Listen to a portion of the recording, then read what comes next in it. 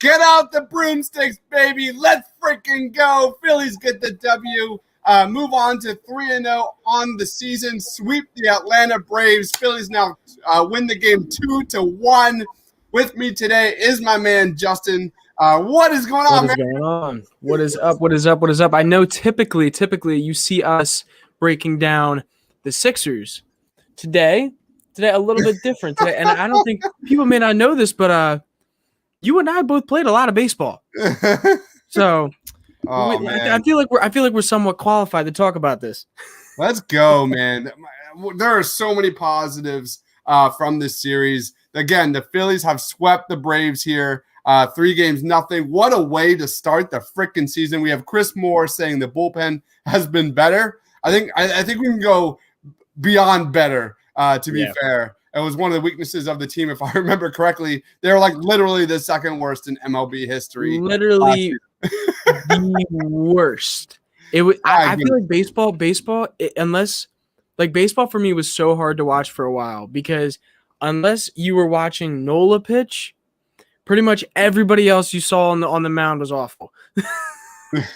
So it's lovely to see some guys come in and show competitive baseball, especially at the end of games this year. It's unbelievable. We have Dunner Dude saying good stuff, Phils. We've got someone named Nicole. I don't know who that is. Saying Phillies win. I don't know, some weirdo. Saying Phillies win. Woohoo. Happy Easter. Yes. Happy Easter, guys. My God, what a great Easter. Thank you so much to the Phillies here because it is a great Easter. Again, the Phillies are 3-0. Guys, in the comments, give us your reactions. We'll highlight your comment. Let's talk about this amazing Phillies win 3-0 on the season. I think we got to start with Zach freaking Eflin. He had 23 pitches in the first inning, 54 pitches overall between the second and fifth inning. That means 31 pitches in those 3 innings. His ball was moving like freaking crazy. His command was better after the first inning. He started to settle in. Really, it wasn't until that one inning where he left a hanger there in the middle of the plate. Other than that, this was a masterpiece performance for Zach Eflin. Let's look at his stats. Zach Eflin finished 7 innings, 4 hits, 1 earned run, 1 walk, 8 strikeouts, and a home run. Dude, what was your take on Zach Eflin today? My goodness. Yeah, I think the biggest thing with Zach Eflin in comparison to a lot of other starting pitchers and or just pitchers in general in the MLB is typically guys like Zach are they're fastball dominant, 4-seam fastball dominant guys. He is not. Zach Eflin is like a sinker, movement pitcher, dominant kind of guy, and he showed that today. But I will say as well, umpires giving a lot of calls today. A lot of calls right outside the zone. I was seeing a lot of that as a batter. Not a fun day from what I saw. So overall, though, just really good day for Zach Eflin. Like you said, only had that one off pitch where he really left that slider up in the zone. Came right down, perfect pitch to hit right there. But other than that, can't complain at all. Great day for Zach Eflin. All right, 28 innings pitched so far. I mean, this whole series goes down to pitching. We'll talk about Phillies offensively moving forward, but really, like everything boils down to pitching. Before today, I think it was 5.1 innings from the bullpen, shutout innings. Today, again, Alvarado, 1 inning pitch, 2 strikeouts. Hector Neris, little shaky there in the 9th inning. He had 2 walks there, had a strikeout. Alvarado, man.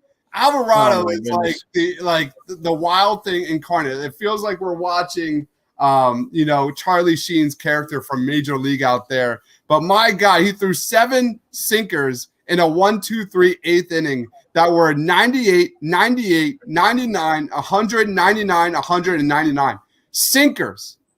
Dude, this guy is the epitome of the wild thing. And I think so much credit needs to be given to the Phillies pitching this series. The pitching, the arms. What a weird series to open the season. We talked about how the Phillies bats were going to be great this season. We knew that. The major question marks was the starting pitching, was Zach Eflin, which Eflin you're going to get. because whether it was injury or just inconsistent pitching, he showed the flashes. This is a guy that has shown consistent flashes that he is a true legit pitcher, but something always got in his way. Not today, though, man. I just got to give a ton of credit to the Phillies bullpen, to the Phillies pitching coach. My goodness. So Caleb Cotham, what was this? Like their 7th pitching coach in like 7 years. It's something ridiculous. Just man. So much credit needs to be given to that, because if this is, no one's going to expect this great pitching for the rest of the season. Absolutely not. But if this is the expectation, if this is the new norm per se, the Phillies are going to win a lot of ball games. Yeah, Steven says here, I can't recall the last time we started the season with 3 saves, 3 wins. I can't remember. It's so true, honestly. When's the last time you've seen this good of pitching on the back end and 3 wins in a row? It's great. You love to see it. You love to see it. And also, talk about some hitting. How about Alec Bohmer? Woo! How about Alec Bohmer with that clutch hit in the 8th? Man, that kid is fun to watch. And I'm excited to see what he turns into throughout his career. His average isn't that great. Just he's only hitting 200. He did go 2 for 4 today. Had that amazing RBI that gave him the W here, honestly. But you look at that swing, a beautiful swing by Alec Bohmer. This guy is now batting 20 of 45 in his career with runners in scoring position, which is 444. So, I mean, it's almost kind of like one of those, like, as good as the Phillies pitching has been, Alec Bohmer being a guy that can get it done with runners in scoring position, like, has that not been like the crutch of the Phillies in recent years? And to have a young kid, a young stud like Alec Bohmer, oh, here it is, 452. So is it having a young stud like Alec Bohmer to step in and be the guy for the Phillies is unbelievable. It is like there's so many positives that come here. My gosh. And you say, Dunner Dude then says, Andrew Knapp with the first Phillies homer. I don't know what my man Mark Henry Jr. Put money on for the first Phillies homer, but I guarantee you it's probably not Andrew Knapp. I guarantee you it's not Andrew Knapp. But man, that was a pretty ball, though. That was like a perfect swing on that ball.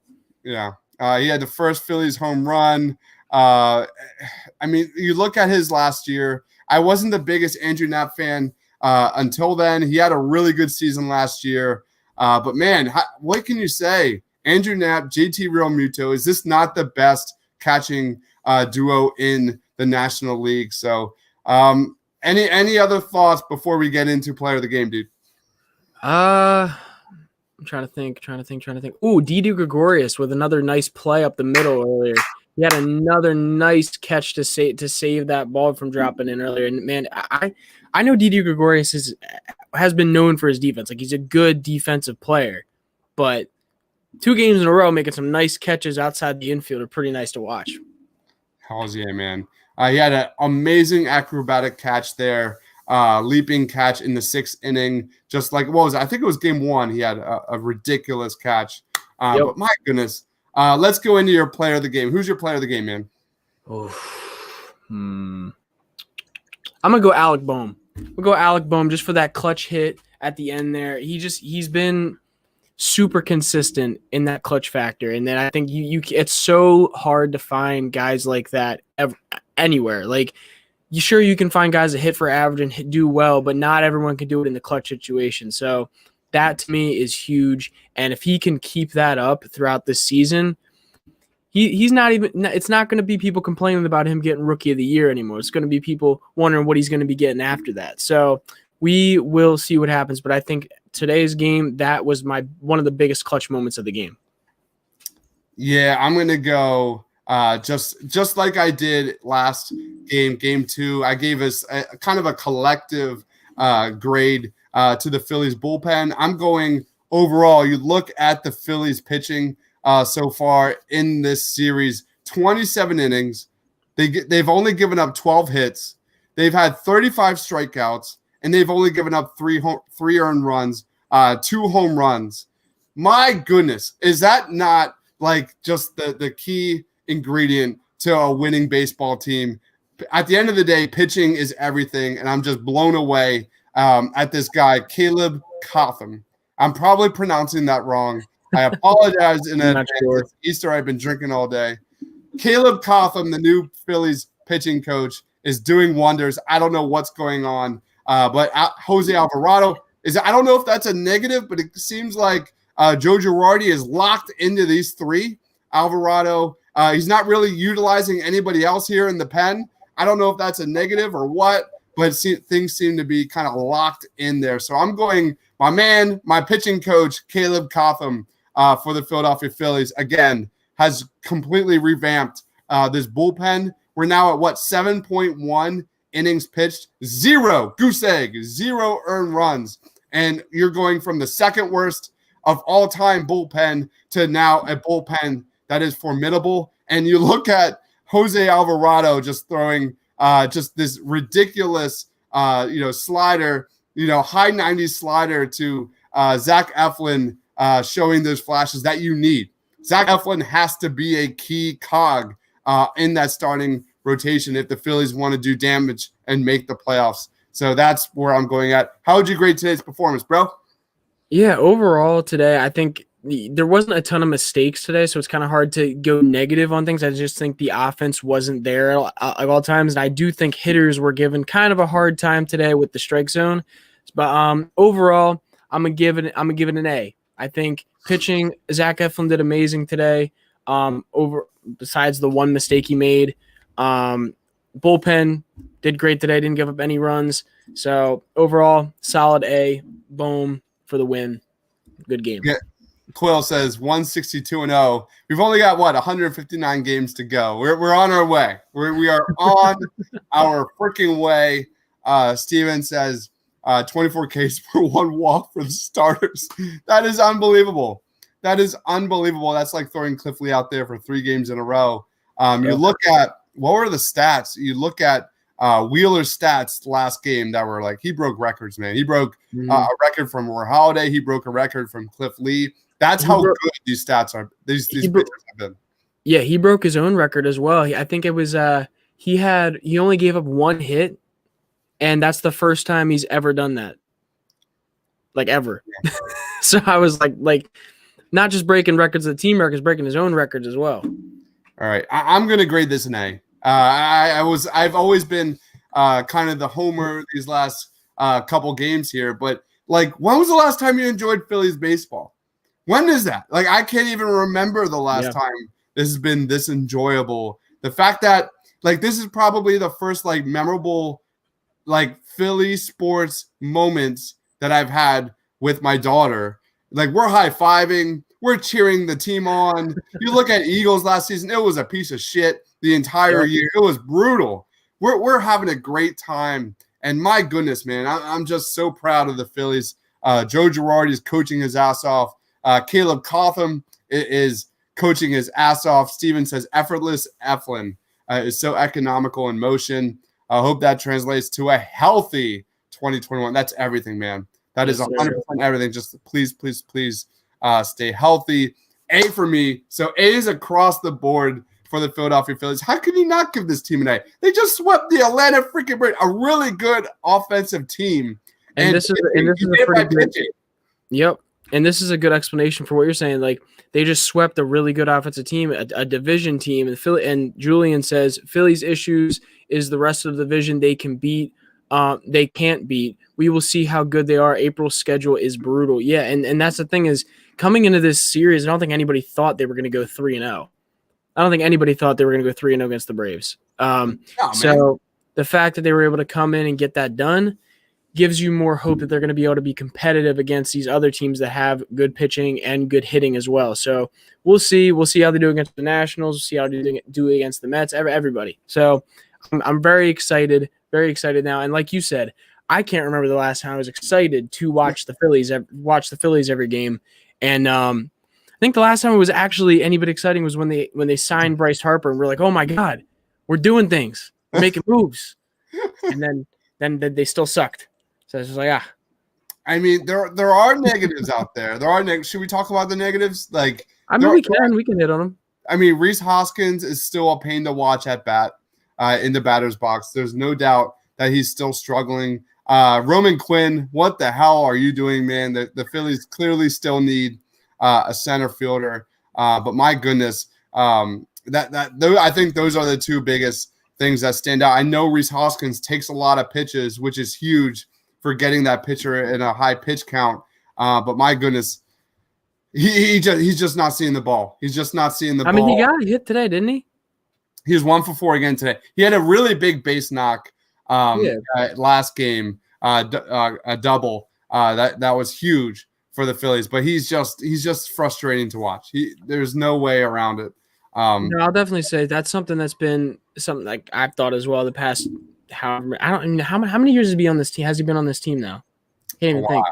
He's been here. He's been here for a while now, and every year you watch him, and it's like, okay, yeah, nice. We got a guy who's patient in the batter's box. Got a guy who has the power, but doesn't really hit enough to use the power.